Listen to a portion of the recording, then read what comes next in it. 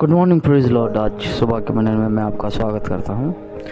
आज मैं आपके लिए पढ़ने जा रहा हूं याकूब अध्याय 5 का पद 15। यहाँ लिखा है, और विश्वास की प्रार्थना के द्वारा रोगी बच जाएगा और प्रभु उसको उठाकर खड़ा करेगा, और यदि उसने पाप भी किए हैं तो उनकी भी क्षमा हो जाएगी।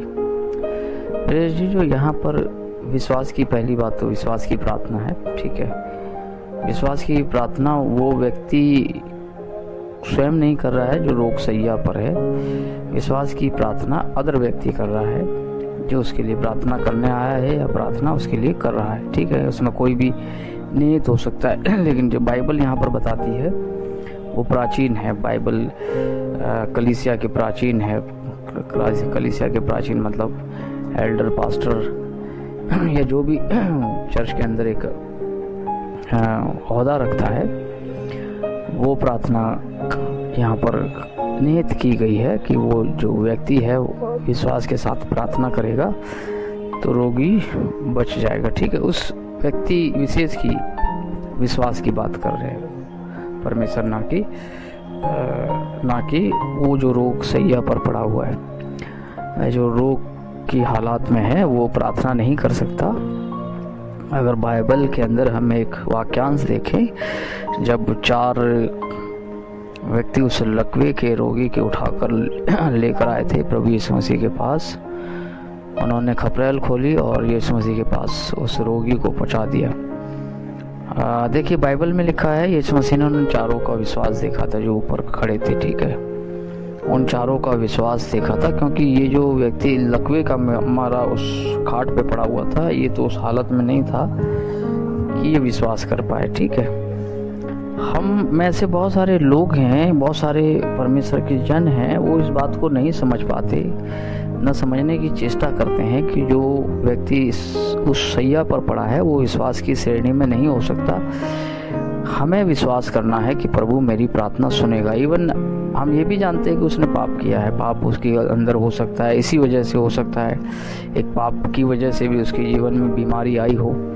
हम ये भी मान सकते हैं एक विषय, एक मुकाम पर कि हो सकता है उसने पाप करा हो, इसलिए वो उस रोग की सैया पर है। लेकिन इस समय हमें प्रार्थना विश्वास के साथ करनी है कि प्रभु मेरी प्रार्थना सुन और इस व्यक्ति विशेष को आप छू के चंगाई दें। ठीक है, परिवार का कोई भी सदस्य अपने उस परिवार के व्यक्ति के लिए भी प्रार्थना कर सकता है, विश्वास के साथ प्रार्थना कर सकता है कि पिता मुझे माफ़ कर, इस व्यक्ति को माफ़ कर, अगर कोई भी इसका गुनाह है तो क्षमा कर। ठीक है, और बाइबल में लिखा है विश्वास की प्रार्थना से रोगी जो है बच जाएगा, और रोगी बच जाएगा विश्वास की प्रार्थना से, जैसे रोगी बच जाएगा और परमेश्वर उसको उठाकर खड़ा करेगा। और यदि उसने कोई पाप भी किया है तो उसकी पापों की क्षमा परमेश्वर माफ़ कर देगा, हमारा विश्वास देख के, ना कि उस व्यक्ति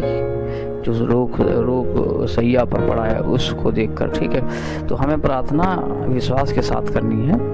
अगर आपके घर में कोई बीमार व्यक्ति है तो उसके लिए आप विश्वास के साथ प्रार्थना करें, उसके लिए विश्वास के साथ प्रार्थना करें। अगर आपके घर में कोई भी बीमार है, अस्वस्थ है, उसके लिए आप विश्वास के साथ प्रार्थना करें। आप आशा ना करें कि वो विश्वास करेगा, वो अपने लिए प्रार्थना करेगा। नहीं मेरे जो, आप विश्वास के साथ प्रार्थना करें। और वचन में लिखा है विश्वास की प्रार्थना से रोगी बच जाएगा। प्रार्थना करते रहें, प्रभु आशीष दे।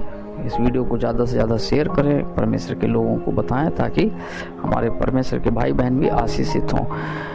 मैं प्रार्थना करूँगा, धन्यवाद देता हूँ महान पिता प्रभु जी इस सुंदर समय के लिए। पिता तेरे महान प्रेम, दया, करुणा के लिए प्रभु जी हम सबके साथ में हमारे परिवारों की रक्षा कर। पिता प्रभु जी प्रार्थना करता हूँ तो हमारे आर्थिक द्वार खोल, यदि कोई बीमार है, अस्वस्थ है, हम में से आप छू के चंगाई दें।